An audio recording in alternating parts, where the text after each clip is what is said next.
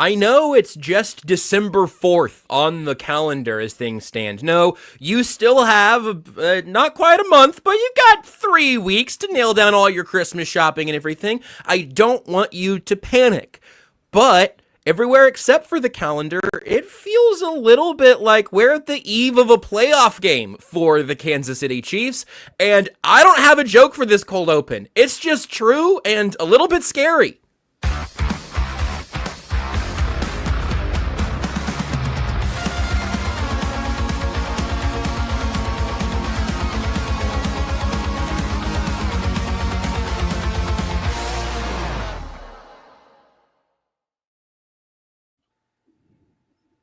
We got the full crew here for Only Weird Games. Joshua Brisco, Seth Keysor, and Nate Taylor. And before I'm even going to let my two dear friends get a word in edgewise, I'm going to give you, dear voyeur, a final notice to get involved for the Soul of KC Holiday Raffle and Toy Drive, the 5th annual edition of this, operated by KCSN, benefiting Operation Breakthrough. You can get your tickets at givebutter.com/KCSN Soul or Venmo at KC Sports Network. We got the graphic on screen now. It's also across socials that have all the prizes. Again, check out the link, givebutter.com/KCSN Soul, because as I speak to you right now, 7 p.m. tonight, Central Time, Thursday, December 4th, that is the deadline to buy your raffle tickets. So if you're watching this live right now, you're seeing all the prizes, you've heard us talk about it, and it's an unbelievable list of opportunities of things that you could win while benefiting an awesome cause that we do every year here at KCSN. It's really, really cool,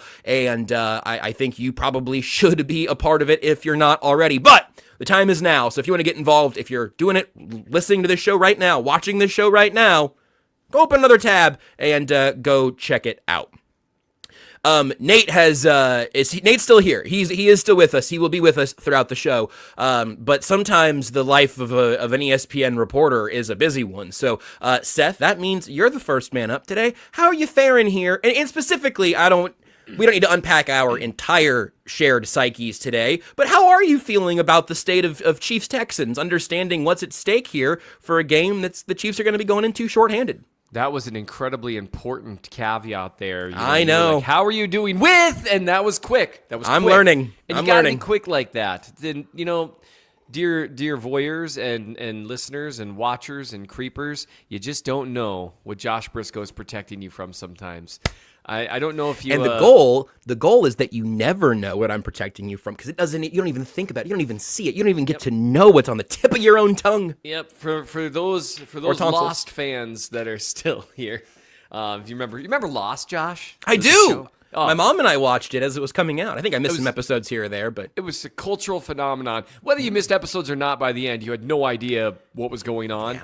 But, I mean, the finale, I still think it holds up. I actually rewatched the finale not too long ago, and I was like, wow, it's actually more in-depth, and it's making it clear it's about the characters, not the mystery.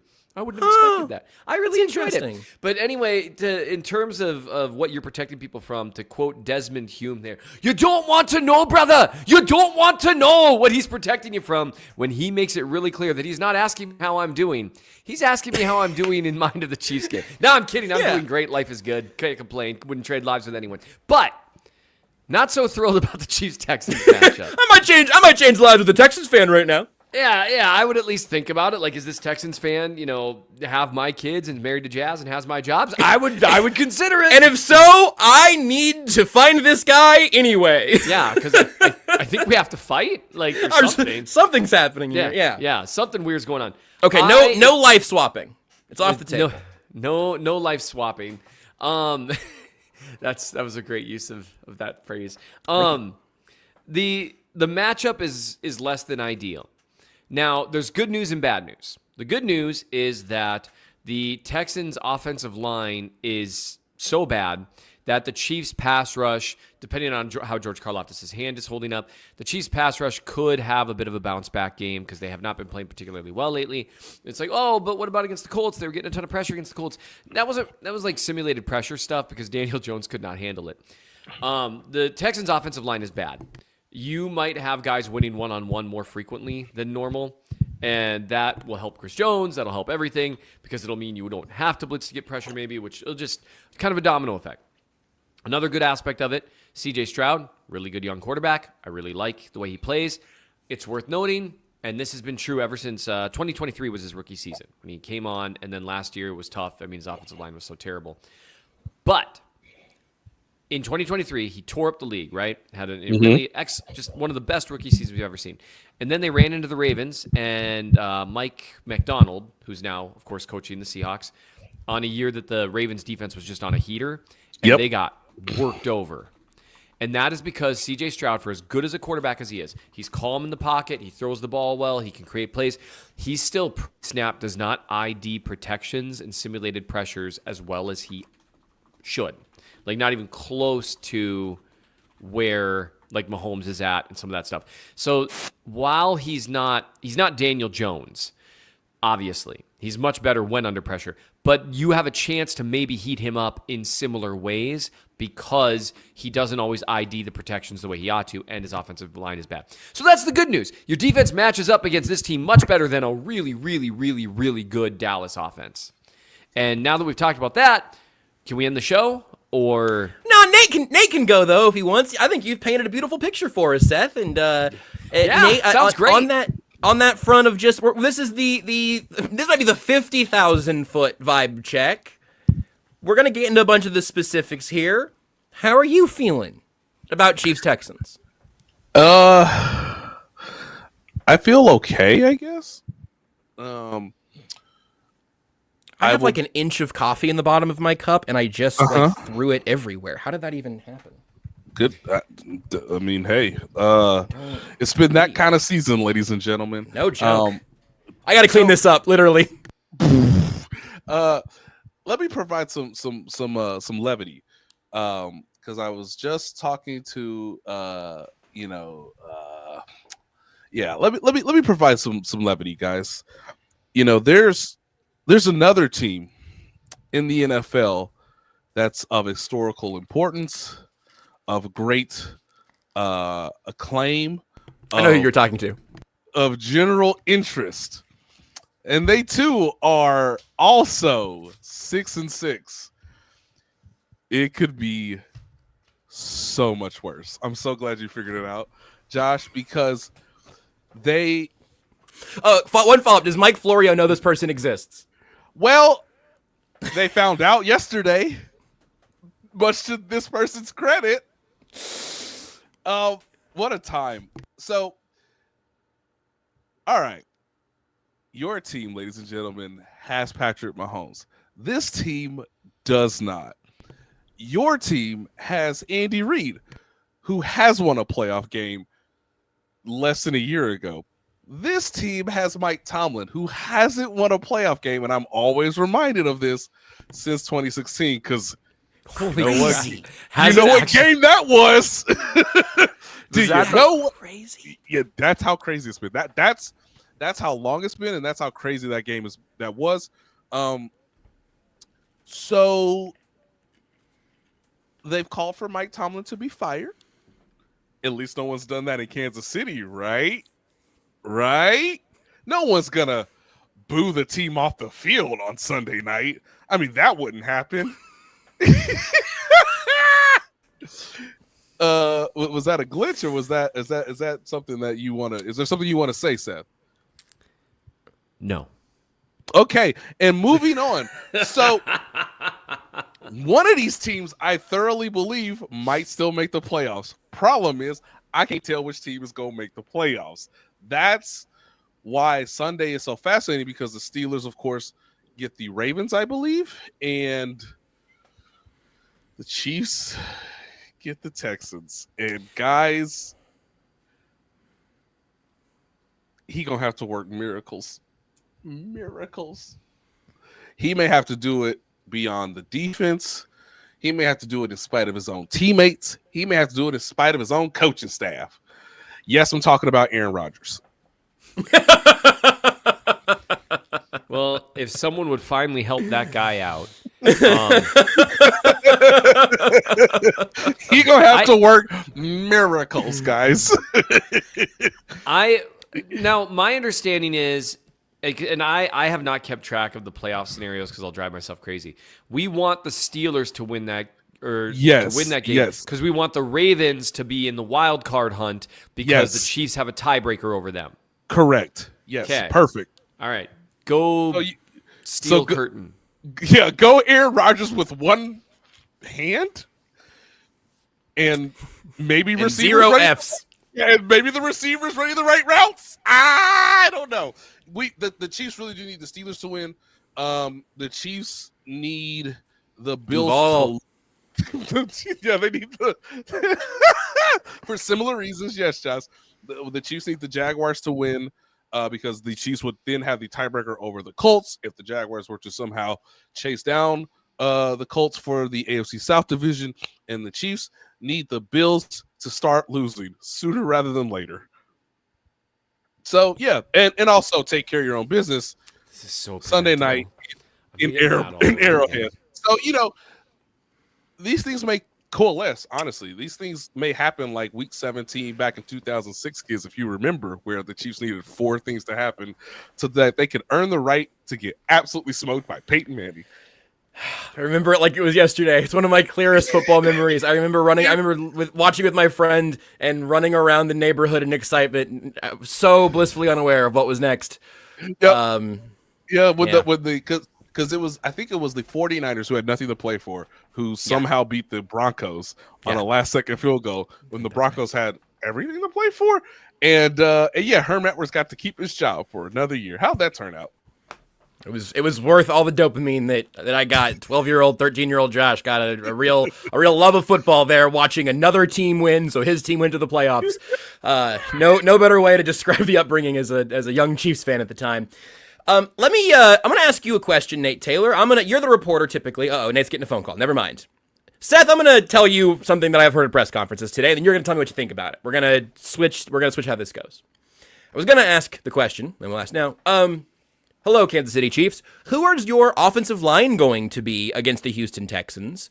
And where are those 5 guys going to be? Man. Okay, Seth, you get the talking stick next. I'm joking. Let Seth go. So the Chiefs are going to. Well, actually, let me ask you this, Nate. Right now, temperature check for real. No, don't ask me. I need to know if any of the injured guys are going to play. All right, Nate's back on the phone. No, they're not. It seems like there's going to be 3 backup offensive linemen, right? Correct. Everyone should expect the worst at this point, and pray for the done. If you're like the 3 of us, so we pray to the good Lord every night. Pray that Trey Smith finds a new right leg. We already know Josh Simmons is on IR, so that's a done deal. I know. This is funny. TTTSSS345 says, "Is Damian Pierce getting a chance at revenge?" Dave Tobe basically said no. Dave Tobe said no.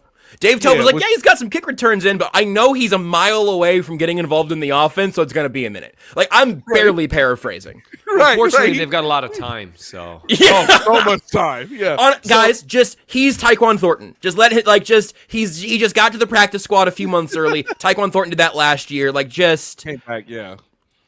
Just forget Damian Pierce is on the roster.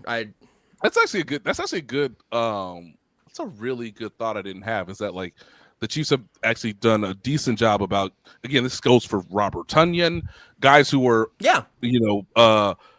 contributors the next year, even though they didn't necessarily get to free agency because they signed them obviously late in the year in November, January, December. Let me say this. If you're Jalen Moore, I guess it's all on your shoulders. And I mean that respectfully, because I told the guys in the text today, and I know Tucker has a good theory, so he may want to interject at some point after Seth gives us clarity on how we should feel about our lives moving forward after Sundays. I mean, that's going to be Marty football 1990 style with the greatest quarterback we've ever seen. I'm already depressed. Anyway. I mean, it really all comes down to Jalen Moore. I guess Jalen Moore has a lot of say in this, and yet he's made a choice based on what Matt Nagy said today, because we're getting based on all indications, we're getting Jalen Moore, Mike Caliendo, Wanye Morris. How that lineup is presented to us on Sunday apparently has a lot to say with what Jalen Moore wants. That's interesting. I didn't even pick up that little bit of it from the pressers today. If you have a life outside of Chiefs press conferences, it sounds like the plan, at least publicly, is for Wanye Morris to start at left tackle and Jalen Moore to start at right tackle. Now, that is how they ended the Cowboys game, but that was the order they got hurt in, right? Like, Jawan Taylor gets hurt, and you send out your first swing tackle, Jalen Moore. I will note that Wanye Morris was inactive 2 weeks ago for the Colts game. Jalen Moore was the starting left tackle when Josh Simmons was absent earlier in the year. And I think we've all said before on this show that Wanye Morris on the right side seems like he can be useful for a few weeks, but they signed DJ Humphries and kicked out Joe Tooney instead of letting Wanye Morris play left tackle last year. So Seth, with all sincerity, what do you think the plan? What's the logic there? Is there any world in which this makes sense to you, or are you simply flabbergasted? Because it's like Mitchell Schwartz is like, this seems weird to me. And oh, thank God, I'm glad it's not just me. One of my favorite things is when Mitch, who's not just a former player, but a former offensive lineman, who's not just a former offensive lineman, but a former multi-time All-Pro offensive lineman, who's not just a former multi-time All-Pro offensive lineman, but a former All-Pro offensive lineman multi-time for the Kansas City Chiefs during the Andy Reid era. And the Mahomes era. Coached by Andy Heck. Coached by Andy Reid. He was there when Matt Nagy was the coordinator. Yes, he was. And then when he says something and someone answers him like, well, they're doing it for this reason, Mitch. And I'm like, guys, we don't have to do this. We don't. And he's my dear friend. I love Mitch Schwartz. Shout out to Brooke. Shout out to the baby girl. We love you. Please keep being the voice of reason. I know he's close to maybe not doing Twitter anymore. Please stay on Twitter, Mitch. Bring balance to the galaxy. The interesting thing with Mitch, I would say, and I don't know him well. He's always been a good dude to interact with. He's a great human being. Love him to death. I don't know him. I just know I've interacted with him a little, on Twitter and stuff. And great dude, very willing to walk me through things that I don't understand, which is many. But one thing that's interesting to me is this year he's become much more vocal about things that are frustrating him with how the offense is working. And it never stops being funny when he's like, that doesn't make any sense to me, based on how they've played at right tackle and left tackle, respectively, when you're talking Wanye Morris and Jalen Moore. And people are telling him why they're doing it. And he's like I can't even imagine. Actually, no, I can. To me, it's stay on Twitter, bitch. Stay for me. Stay for us. I had a case where a guy was representing himself, and he got on the phone with me. And he started explaining to me, he's like, well, yeah, but by federal law enforcement can't pull you over if it's only 5 miles an hour over the speed limit. This cannot be true. And I said, come again? And he said it to me again. I said, well, I think you should know I'm not allowed to give you legal advice because I represent the state. But that's not true. No, it is true. Look it up. And I was like... And I didn't really know how to respond. No, how do you? And so what I said was, I really think, I said, well, can you cite that federal statute for me, as well as the authority for why there's a federal statute on traffic enforcement, which is exclusively left to the states? And he said, well, no, I don't have it in front of me. I'm like, okay, but you're pretty confident in this. Oh, yeah. I was like, okay. You're going to have it in front of you by court time, right? You're going to have it by then? Did he say no. He ended up pleading guilty. So did he say according to bird law? Yeah, according to, I think in bird law, I would have the upper hand. So I can actually identify with this occasionally, but not even then. It would have to be if I was someone that had practiced law at just the absolute highest levels, because me doing what I do, there's thousands of people that do what I do, tens of thousands. There's not nearly as many that can do what Mitch Schwartz does. He was baffled by it. I'm baffled by it. Wanye Morris has at times been passable for a game or two at left tackle when he's had to, as an emergency guy. If it gets longer than that, his stuff starts getting exposed. It's just not great. He's got a few weaknesses that are just rough. When you've got Patrick Mahomes, who usually doesn't show up teammates yelling, it's the same bleeping move, that's unfortunate. And it kind of makes you like, man, I wish that dude didn't see everything on a football field. Because, like, man, you're playing quarterback. How are you watching me lose? Like, and by the way, same game where he was like, you know what? I might as well throw a dime to Justin Watson in the back of the end zone anyway. That was incredible. So he's generally right tackle and left tackle are much more interchangeable than they used to be, but his skill set's a little more right tackle-esque, with even though that's largely changed, but still a little bit. Jalen Moore, on the flip side, has played the vast majority of his career at left tackle. And it was talked about how he could do both, and he showed in preseason that he could do both.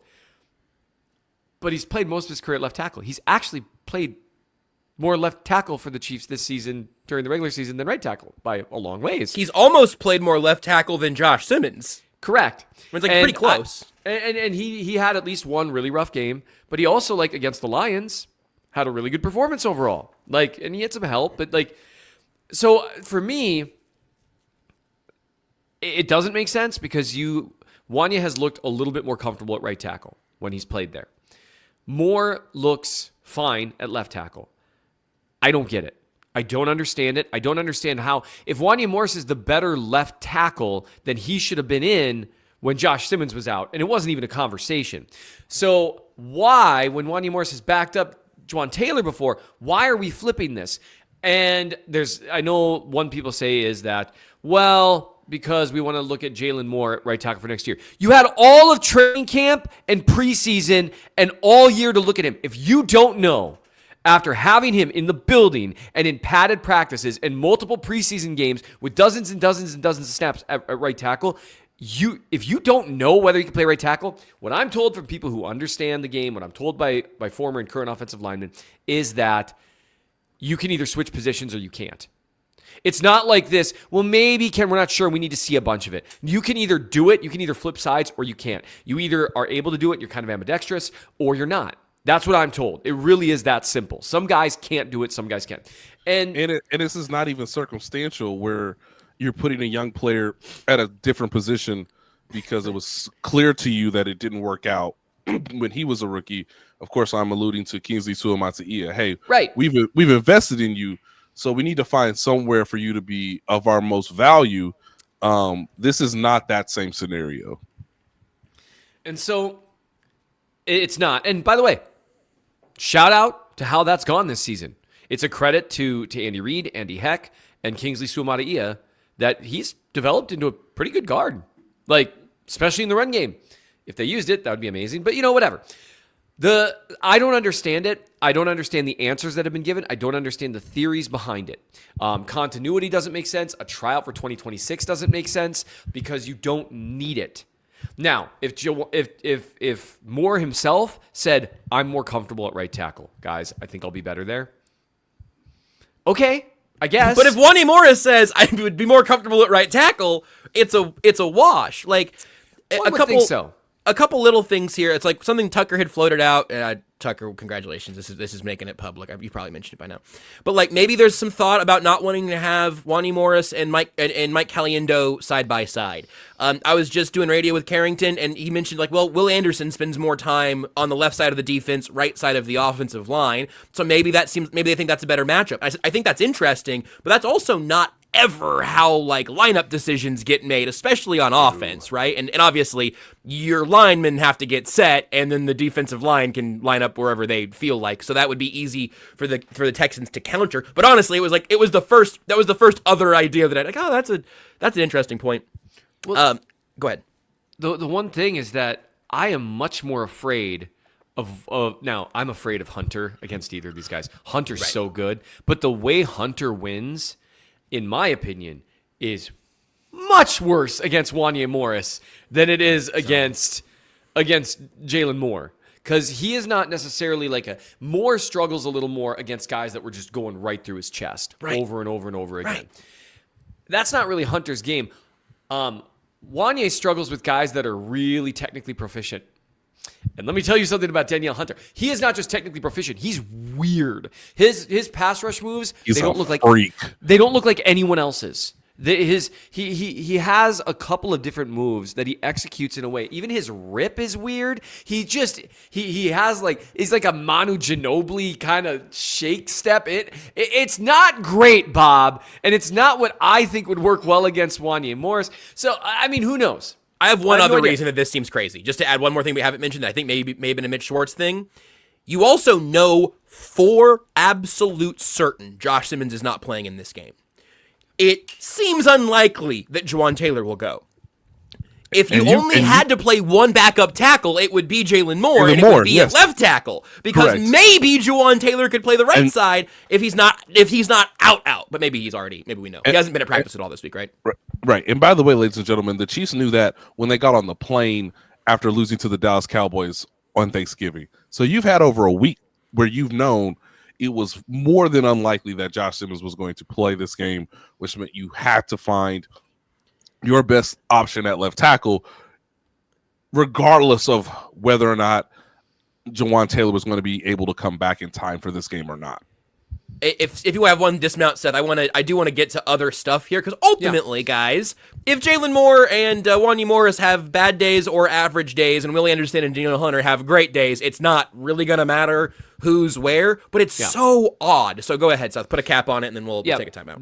They're paying Jalen Moore a lot of money to be a swing tackle this year, and the plan. They paid him originally to be a left tackle, by the way. Right, until they lucked into Josh Simmons, which is great and great for the future. You have a franchise left tackle. That's awesome. That's a foundational piece moving forward. Still a weird decision. One thing, and I saw this in the comments, is something I floated on Twitter earlier. The one thing that would make sense to me, but it just goes against everything that I think Reed does, would be if they said, okay, our tackles are out. Last time we've had tackle mismatch issues in big games, we've just gotten killed. We can't do things the same way we've done them. I don't know how good the Texans' run defense is. I know it's pretty good. I know it's not as good as their pass rush. Correct. If they thought to themselves, okay, maybe we'll be a little more like what we were against the Colts, run the ball under center a lot, then Wanya Morris, Kingsley Suamataia, and Creed Humphrey next to each other makes sense. Because Wanya Morris, one area he's about, even though he's a very different style player, one area he is Josh Simmons is equal, is as a mauling run blocker. Now, he can't do everything Josh Simmons can do, but moving bodies, Wanya Morris can move some bodies.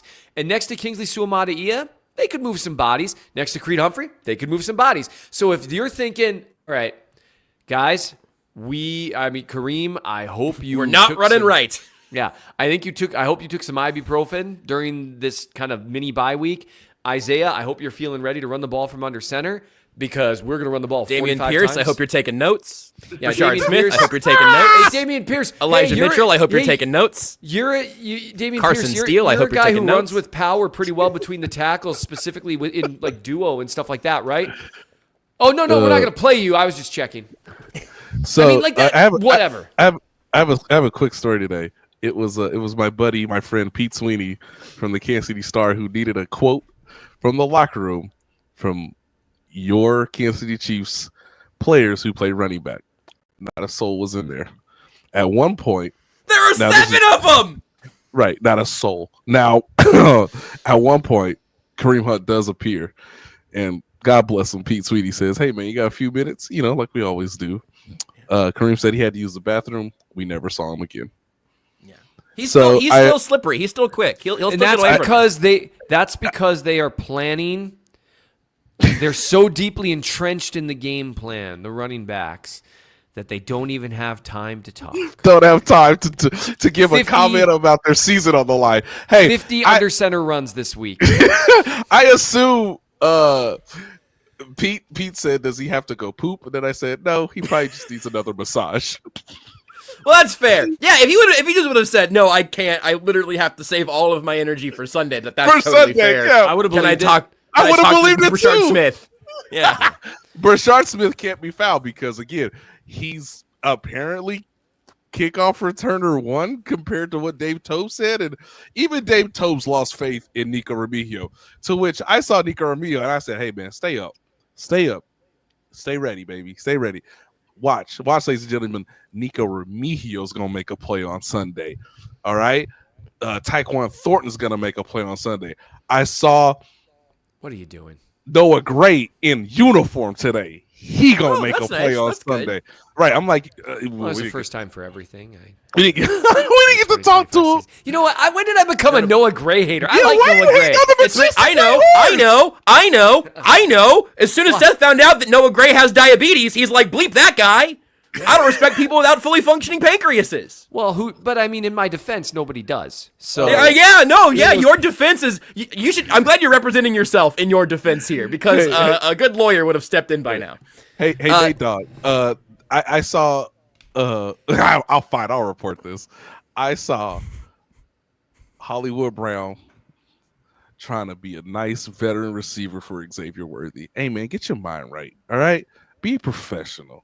Let's be consistent out there. Let's give it our all, man. We only got one game left. So look, you sort of see things from time to time in the locker room. Hey, Ashton Gelati, can you speak on behalf of the entire defensive line? Because you're the only guy in here. And Charles Omenihu, who I gave a quick nod and said, we'll get Chris Jones later today. And Chris Jones said, we got to win our one-on-ones. Guys, they are saying the same things over and over again. They're 6-6. But hey, at least the coach is not getting a chance to be fired during the middle of the game. And hey, at least the quarterback's not airing out his receivers in the same room as him. Look, you know what? It's okay, guys. It's fine. This is reporting from your favorite hometown team that Nico Remigio is going to make a play because I told that man to stay up despite what Dave Tope said about him today. You know who always makes a play? You know who always stays up? The one, the only, Tucker D. Franklin, and the D stands for definitely believes the Chiefs are going to win on Sunday night. He's here to tell us about our friends at Window Wolf. Tucker, what's up? Hi, Josh. Thank you for that phenomenal intro. Is the exterior of your home dirty, Josh? Yes, filthy. It's disgusting. I mean, it's getting pretty nasty out there, and, well, Window Wolf, they can help. They're changing how people in Kansas City get their homes cleaned up, whether it's window cleaning, gutter work, or pressure washing. They make it super simple with no in-person quotes and no back and forth. Window Wolf is locally owned and operated in Kansas City with services including exterior window cleaning, gutter cleaning, and pressure washing. So just head on over to windowwolf.com, punch in a few details, and boom, you can see in real time your pricing in seconds. And first-time customers get $100 off their first service. So if your windows are looking a little rough, gutters are overflowing, or your driveway needs a good power wash, head on over to windowwolf.com, and you'll get your price and that $100 bonus in seconds. My name is Terrell Jolly. A lot of people call me TJ, founder and CEO of Integrity Capital Management. So Integrity Capital Management originally started out as a property management firm, but we slowly transitioned to what is described as an incremental development firm that's focused on situational housing. I know most people say affordable, but we believe in creating housing for people that are actually in need and built to the end user. I believe everyone needs a home because when you have home, you have hope. The reality is that when you're building a business, one thing you don't think about is like what a true banking relationship means. And, I had the honor and privilege of meeting Debbie early on in my career when I was just trying to get going. And as a small business, it's really challenging at times because people don't understand the concept or not believe in longevity because you're just getting started. But Debbie was willing to take a chance on me, be patient with me. I almost look at it like a grassroots initiative. She's seen and believe what I'm about. Anybody that's really true about their business and want to get some things done, I would definitely trust hands down Emprise because Deb's team, along with Aaron and Jackie and all the amazing people that work behind the scenes, even from the treasury side, I would say, hey, give them an opportunity because you won't be disappointed and you will actually be in hands that actually somebody care and that will see you from start to finish.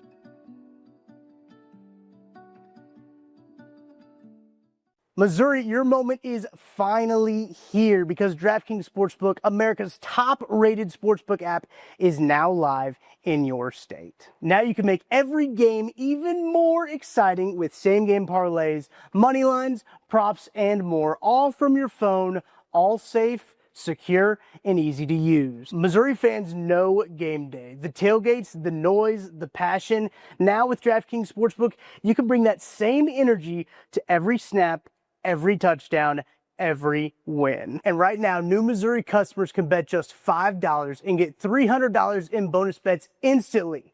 No waiting, no nonsense, just pure action powered by America's top-rated sportsbook app. Download the DraftKings Sportsbook app and use code KCSN. New Missouri customers bet just $5 and get $300 in bonus bets instantly. That's code KCSN. The crown is yours. In partnership with DraftKings Sportsbook. Gambling problem? Call 1-800-GAMBLER. 21 plus, physically present in Missouri. Eligibility and restrictions apply. Terms at DraftKings.com/sportsbook. Bonus bets expire 7 days after issuance. For additional terms and responsible gaming resources, see sportsbook.draftkings.com/promos. The bear crawl's a real highlight for me every time. Thank you, Tom. Yeah. Let's try to, with all this offensive line talk in mind, let's spend a couple minutes on what the Chiefs can do offensively, and then spend a little longer on the defensive subject we've got here. But when you do look at a backup O-line, this Texans pass rush, the secondary it has a superstar in Derek Stingley. How do you build a game plan, Seth, for an offense to deal with what's going to feel like a little bit of a talent disparity in terms of, again, all the injuries and everything the Chiefs are dealing with? If I were the Chiefs, I would look for quick winners against man coverage that aren't based on picks, because the Texans are going to be looking for that. And so when I say aren't based on picks, I mean like primarily things like they line up with trips, and then, you got Juju running out as kind of the pick man, that kind of stuff. I'm not even including like mesh in that, because mesh and crossers and that kind of stuff, that takes time to develop. I don't know if they're going to have that kind of time. And so I think that they should really be looking at what they can do with I cannot believe I'm saying this because it's just not going to happen. Looking at some quick slant game, looking at some short digs, looking at some whip routes, looking at some things that are not snap the ball, throw it to the sideline, and then hope that you can get 5 yards of yak. Like this, some of the horizontal stuff that they've relied on traditionally. The picks, the mesh, that kind of stuff. That stuff, don't rely too much on that stuff. Change things up a bit. I see in the comments, Rice has to have a big game. I think that is part of it. See what your guys can do if you dial up some traditional man coverage beating routes. And that includes, you can take shots over the top in 2 seconds. You just got to commit to it. You've got to, okay, I see single high. They're one-on-one against Taekwon. What's that corner's number? That's not Stingley. All right, let's do it. Because the Texans are going to be down a corner from what it looks like. Yep. They've got a really good secondary too. Something I think Chiefs fans should pay attention to. The reason I'm saying do something different than what you've done. When you look at last year's matchup, because you got the same defensive coordinator, same offensive staff, a lot of similar stuff going on here with all the offensive line injuries. I think the first game of the Joe Thuney experiment, for an entire game, was the Houston Texans. They played pretty well against them. It was the second game. The first game was the Cleveland Browns. It was part of that 3 games. Oh, right. In 10, 11 day period where it was Cleveland. Then they played the Texans on Saturday, and then they played the Steelers on Christmas Day, Wednesday. Yep. And no, thank you. Yeah, because Cleveland, that was hilarious. I'm just imagining Joe Thuney looking at Myles Garrett and be like, man, we don't grow him like this on the inside. Remember his best snap that day might have been when he poked Myles Garrett inadvertently in the eye. Because it took Myles Garrett out for a couple minutes. He flops hits the ground. It's like, yeah, So here's the deal. Teams should do that and make the NFL ban it like the tush push. Just poke him in the eye until he gives up. Here's where if it's just worth looking at. The Chiefs had a really successful game on offense against the Texans that had people saying Joe Thuney was a stud left tackle because they didn't realize how quickly the ball was coming out. And I get it, and Thuney was doing his job. And then when you watch the playoff game, you look at how much better a job the Texans did against the Chiefs' horizontal stuff and their traditional quick game stuff. They were playing it similarly in some ways, not all, but in some ways to the Raiders, and just trying to compress everything. at the line of scrimmage. And they're going to try to do that again. There's no reason they wouldn't, because they know the Chiefs aren't going to trust their protection. I think if you're the Chiefs, you've got to change the fundamentals of some of your primary route combinations and stuff, and just dial up some man coverage beating stuff and quit hoping that they're going to play zone. If I see one snap where they have 4 different receivers just run a curl, which is great if they're playing zone, because then you run to the open spot in the zone and you curl there, essentially. You turn fun. Against man, it just looks awful. It's so awful. It's so bad. Bill Barnwell tweeted out, he's like, I'm not saying it's all offensive design, but I feel like you give Mahomes more help. And it's 4 dudes just running curls 5 yards out on 2nd and 18. I watched that and my soul died. You can't run it like that. Are you saying the coaches haven't been as sharp this year, Seth? The coaches this year are the before picture of me before I lost the weight. Do you just have that like taped on your bike or something? Yeah. Is that what's happening there? No, I have that right there with me. No, I'm sorry, people, but I mean, just look at this. Look at that guy. Gross. Hello, how you doing? Anyway, sorry, I had to bring the mood up somehow. Good Lord. Didn't work for me. Your Honor, we would like to see Exhibit A yet again, just for the jury to see one more time. Overruled. Is that because you're so confused by your feelings, Josh? Anyway. Sure isn't. It was worth a guess. So here's where they need to dial it up. You don't assume that they're going to do the thing that you want them to do. I think a lot of rolling pockets. I saw someone suggest that. Someone who knows ball, well done. I do think some rolling pockets under center play. It's a broken record. Is if I'm. Seth, you said they need to change their fundamentals. It's December. Like I love that. I love that idea. But that's good advice. That shouldn't be something that our dear voyeurs are holding their breath for. I mean, no, don't hold your breath. But I was asked what they should do. Right. You know what they're gonna do? What they're gonna do is dial up a lot of the stuff that we saw work against the Cowboys and the Colts, and hope that it works against the Texans, and it won't. And by the way, the Texans have a much better defense than the Colts and the Cowboys. Lastly, do you think we could find them like a Paul Hackett playbook from like 1995, where it shows them that you could have 2 running backs in the backfield and you could have 2 tight ends on the field, and you could try to swing past that bad boy out there? I want to give Tucker credit. I didn't believe this for a very long time, but Tucker mentioned it today, posted about it on socials. Chiefs need a fullback. The Chiefs need a fullback. I don't care how you find him, who it's going to be. He has a pet alligator, and they don't use him. I can't do this anymore. One other thing that they could do, and it's counterintuitive, I would love to see them run some legitimate empty and say, we are going to get this ball out in 2.5 seconds, and my quarterback's going to be able to see everything. We know you're not going to be able to blitz. Now, that's tougher when they can get pressure with 4 running empty, because you still got 7 in coverage. So you've got to run legit man coverage beating stuff from empty and see what happens. And just anything but the same stuff that we saw down the stretch last year to compensate for bad offensive line play. And to be fair, it's really easy to hate on the coaching because they've done a bunch of stuff I don't agree with this year. I will say this. We've said this before. There's not a lot to compensate for. We don't think we can block them. No, it's called reverse, and another reverse, and another jet sweep. They call up, what's McCall and another Hardman screen. doing?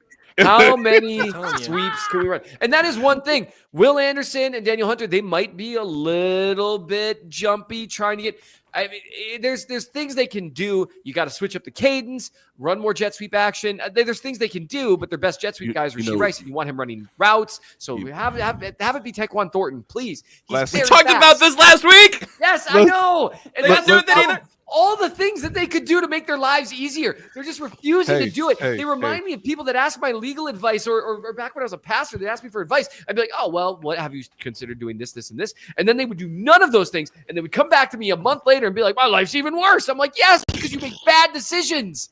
I didn't want to listen to you then, okay? I'm sorry. Hey, ladies and gentlemen, I asked the quarterback that you root for, hey, bro, you're gonna treat this like a playoff game, right? Because you said it after the Cowboys game that they're playoff games from here on out, which means, look, I know. Hey, come in real close. Listen to me. Hey, Pat. All right, you can call your own. You can call your own number. You can use those legs now. You know, what about RPOs where you keep the ball and run it? Well, how about we have some a little of that option, some of that spread option, that speed option we like so much. You might get. There's no one on that Texans defense that I'm remotely concerned might try to literally saw his leg off. He's also the Walter Payton Man of the Year honoree. So why would you concern yourself? That was such a funny thing. I will never forget his statement afterwards when he was quote unquote taking accountability and just the entire time was like, "It's not my fault though." It's like, I almost killed Trevor Lawrence, but I mean, what do you want me to do? He ran the ball. What am I supposed to do? It's like, that's what everyone's telling you, man. What you're supposed to do is not try to decapitate the guy who's fighting. Like, our standards aren't high here. No one's asking you to do something difficult. Josh, I know you want to talk about the defense more. No, I was going to see if Vontez Burfict also got nominated for the Bengals or if you have to be on the active roster. It is literally the funnest thing. I'm like, hey, man, I'm pretty sure CJ Stroud's a good dude. We cannot have this man be our Walter Payton Man of the Year honoree. Yeah. What has he done in the community other than try to decapitate Trevor Lawrence? This man went to New York and said, I didn't try to kill him. Son, we have 14 camera angles of it. Good for him. Let's talk about the defense. Seth, you've written about it in the Chief of the North newsletter, dropped just a little bit before today's show. We talked a lot about the defensive line games, the stunts and the twists and what the Chiefs don't do there. We talked about that a ton 2 days ago. I think this is a good, follow-up companion piece to all of the things the Chiefs aren't doing that sometimes work that we talked about on Tuesday. But among the old classics that aren't hitting quite the same way right now for the Kansas City Chiefs, the blitz underlying numbers are poor. They are not good. They are blitzing a lot. They are not having much success when they do blitz. You took a closer look. What did you find? If you just look at the Cowboys game, you can see why their blitz numbers are so bad. And that's the thing. This is similar to the whole they don't run stunts and twists much. It's not just that they are a little below average in the blitzing categories. They are, and hey, by the way, this really blew up with Mina Kimes, which all the respect in the world for her. She talked about this today, and so it kind of blew up. But shout out to Ryan Scott Hall, an OG Chiefs content creator, who's, of course, one of our colleagues at KCSN and an overall wonderful human being. All true. He is the one who initially tweeted this out on December 2nd. The Chiefs blitz 2022 through 2024. Yards per play, first. That's awesome. Success rate, third. Success rate is you stop them to a certain amount of yards that made them less likely to convert a first down, basically. Pressure rate, second. That's awesome. That was one of their hits. That was one of their, this is one of our easy buttons that we do better than everyone else. You want to know one reason the Chiefs became a dynasty instead of a one-time Super Bowl winner? That's one of the things. Patrick Mahomes is obviously one of the things. Chris Jones is one of the things. Travis Kelce. Some of it's just individual stuff. But one of the things, one of them, high-level special teams play. Which that, so but that was one of the things. Blitzing, they did it better than anyone. They did it great in high leverage moments. They were awesome at it. This year, those numbers are now 31st in yards per play, 26th in success rate, 28th in pressure rate. They're awful at blitzing, and they blitz the 6th most in the league. All you got to do is watch the Cowboys game to see why, and it's because the Cowboys knew they had to blitz. They knew it because the Chiefs can't get pressure with 4, and it's worse than it's ever been. And when you can't get pressure with 4 outside of Chris Jones winning, which he doesn't win as quickly, as often as he used to. He's still playing well, but he's not playing at this complete other tier from other players. Their entire pass rush. He was the sun, man. The entire pass rush needed it. Look up sometime, and Seren made a great analogy on this. Look up sometime what would happen if the sun got 1% less bright. I know. What would happen to this earth? It would be a real bad. And, it almost points to a divine creator or something like that. But anyway, the big thing here is they can't get pressure. That with might four. be a bingo card. Hold on. So team, that's got to be a bingo card. And I'm going to go ahead and count that one off of Seth and Nate discuss the final points of Christian theology while Josh is suspiciously quiet. I'm going to go ahead and count that one officially. Back to you. Yeah, I find most of your quietness suspicious, but That explains a lot about you, actually. yeah, hey, you just boing whipped that at me. Well done. And so the big thing. Oh no, please everyone, let's not do this in the comments. So the big thing here is that teams know they can't get My pressure mouse with is hovering over the end stream button, which I didn't realize until I'm like, you know what? If I just bump that button, this would be the time to do it. No, it definitely would be. Well, now we're going to have a tautological argument about the Chiefs can't get pressure with 4. Teams know it. And what that means is they know that you're bringing extra guys, which means they're going to dial up blitz beaters and they're going to have protections dialed up. So one of the plays that I utilized in the piece, I mean, there's multiple really tough plays to rewatch there. But one, so you've got like this 50-yard bomb to Chamari Connors in man coverage on CeeDee Lamb on an island. And everyone was mad about that. And I get why. We talked about this earlier, is that they had to blitz, and they knew it, and the Cowboys knew it, and so they just had their fullback sitting there waiting for the slot blitz. And they dialed up a throw to the exact spot that would be made vulnerable. And like, oh, well, they're showing too high, but I'm pretty sure they're sending the slot blitz, which means that safety is going to be in man on Lamb, and that's exactly what happened. You've got another time where they're 4th and 4 in the second quarter. Chiefs are up 14-7, and the Chiefs dial up a blitz, and they run their tight end on an out exactly where the blitz vacates, knowing that it's going to be a foot race between Nick Bolton from the A gap versus a tight end going from the slot. I don't want to shock you, Josh, but Bolton lost that foot race to the sideline. And that's setting him up. And you still believe in God? Way to bring it around. Thanks. And so then there was another one late in the game, another high leverage moment where you've got like a 3rd and 8. Spags sends the house. It's a 0 blitz, man across the board. For some unknown reason, either Jalen Watson went rogue or they didn't tell him to keep inside leverage against a slant. I have no idea why. But the snap, the play was over as the ball was snapped. The second George Pickens takes a step forward and Watson takes a step back, it's over because he's got an ocean of space because they're dialing up blitz beaters.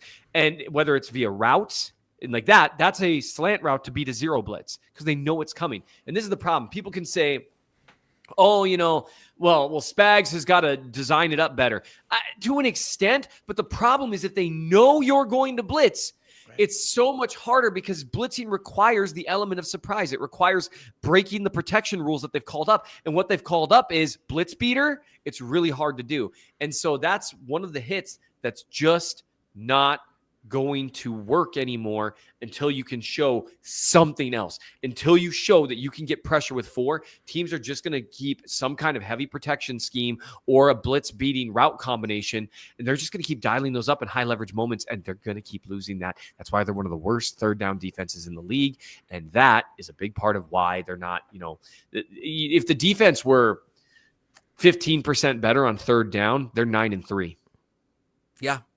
Yeah, and that is also the thing that makes it so frustrating. Like, as you've said, like there are plenty of things that you can point to from the coaching side and personnel decisions, and we've all been on the same page about like Shamari Connor, man coverage in the slot and all of that, right? But when I don't know what Spag should be doing instead. Because if you're, and maybe it's time to do something extremely out of character, and I don't know if Houston's the time to do this, honestly. But maybe the pivot of something extremely out of character is to do the old Lou Anarumo rush 3, drop the world, and make your quarterback sort it all out. Again, I don't think I necessarily want to do that to C.J. Stroud, but I don't blame Spags for just firing the gun as often as he can find the trigger, because 100%. Otherwise you sit there and you die a slow death, not in the offensive lineman way, but in the death of 1,000 paper cuts, just excruciating. That is bend and eventually probably break defense. So I am open, and I know you wrote about kind of the whole cycle of this now. I don't know what I want them to do differently for the next 5 weeks. Right. With Karlaftis playing in basically a cast, which has definitely hurt his efficacy. I think he was having his best year, even though it wasn't quite what you want from your second best pass rusher. It was better. And then he hurt his hand, and he's a power-based guy, and so that's been a struggle for him. Barring him just playing better, or Amenahu just playing better, or Gelati just playing better, or Dana just playing better, which, we're 12 weeks in. You can count on, you can say, hey, Chris, you've had a couple games where you've been that, again, unblockable force of nature that you've been for like 7 years. If he summons that, then it'll all look better. The Texans' offensive line is terrible, so it might all look better regardless. Extra rests. I mean, like that might. We're talking about a player in his 30s. Yeah, that might make a difference for sure. And Jones actually for multiple weeks now, the last several weeks, you can see he knows he's playing for everything. You can see it out there. I think they know they can't keep doing exactly what they're doing. And that's where I would just say you can dial up more simulated pressures like you did against the Colts. And so you're still only sending 4 and you're dropping, but that's really only safe with like shallow zone stuff. And I would just love to see them just try to run more games up front because you've got the guys to do it. And I don't know what else you're going to try to do. And you can bring pressure from odd angles that way. That's how I would try to dial it up if I were them. But I just don't know if there's a lot of good answers for it. And that's if they don't find something to make it 5 to 10% better at least, it's really not going to matter even if they run the table because you're not making a playoff run with this level of pass rush. I hadn't really even gotten that far, and that's pretty depressing and probably a good enough place to end this episode as any. I don't know if you have any other sort of final thoughts that we haven't already gotten to, but I do think it's fascinating that this game, as much as any game I can remember, we have just spent the whole week talking about the trenches, and I think it's undeniable as to why we're doing that and why that's led the week the way that it has, because it's the area of biggest concern for the Chiefs on both sides of the ball, and it lets you have some of the schematic conversations as well. Is there anything that we haven't covered that is left bouncing around that big old brain of yours? The last thing that I would just say is that it would be really cool. One thing that was really cool about the Colts game was getting to see one of the pillars of the Chiefs dynasty really have like a over my dead body moment. And we saw Pat play really well in the second half of that game too. But I mean, Chris Jones really did have like a absolutely not. We have seen the Chiefs waste some really good Mahomes performances this year. Yeah. Mm-hmm. It would be really cool to see him or Kelsey summon an over my dead body game and just keep hope alive for one more week. Because that's kind of one of the things that was cool about the Colts game. Because had they lost that, it was basically over at that point. Them winning that game versus losing the Cowboys game was a big deal. Right. It would be really, really cool. And we can't rule out the fact that sometimes Mahomes does play so well that nothing else matters. That hasn't happened yet this year. I would love to just see one of those this year in spite of everything. Nate, final Chiefs Texans take. Who on the Texans can cover Travis Kelce? That is still something that should be, exploited and pushed and prodded. And you just ask the questions because, this is largely the same group from last year. They have gotten better, which is a great sign because despite their offense being very up and down this year with obviously Davis Mills being in the mix, CJ obviously coming back from the concussion, tight ends are still available, and I think that was something that was noticeable as to why the Colts couldn't win last week, even though they have Tyler Warren. They did put Stingley on him a couple times, so I'm essentially thinking that the Texans might try to do that, but I would ask, can Travis Kelce operate in the middle of the field to great success in a way that, maybe we haven't seen for much of the season? Last thing from me here is a reminder about the KCSN raffle. Tucker, rip that graphic for me one more time for the people, because as we speak right now, you got about an hour left. If you're hearing this on the podcast, hopefully you heard it at the beginning and got the message, because if you're hearing this at the end of the podcast, it's too late. But the Soul of KC raffle and toy drive benefiting Operation Breakthrough, a ton of awesome prizes, a ton of awesome perks, and an amazing cause to support. We've been doing this for 5 years here at KCSN. Excited to do it I'm going to go ahead and sign BJ up for 50 more. And the best way to keep it going is to join the cause right now. Again, check it out. You can get your tickets at givebutter.com/KCSN Soul or Venmo KC Sports Network. All right. It feels like I said at the beginning of the show, a little bit like a playoff Thursday here. So, Nate, go ahead and send us into the weekend whatever way you see fit. Okay, guys. Here we go. Brian Cook's back. He gonna make a play. The majestic white horse on a sandy beach. He definitely gonna make a play. Nico Remigio. He's gonna make a play. Charles Omenihu against his former team. Definitely gonna make a play. Chamari Connor. Definitely gonna intercept CJ Stroud. It's all the people you think can't do it, will do it. It's going to be the most disgusting Chiefs 17, Texans 16 game we've seen in quite some time, kids. But you know what? The guys who were undervalued are going to find a way to present value. Maybe George Karlaftis' thumb will be okay. What can they do? Can they mummify him?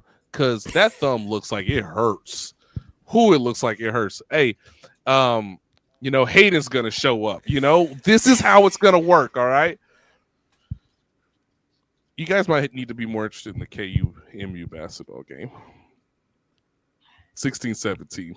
Just abysmal. Just Chris Collinsworth saying, I tell you guys, this is old school football. Maybe the Chiefs need to see this old picture of me and it'll motivate them. Ooh.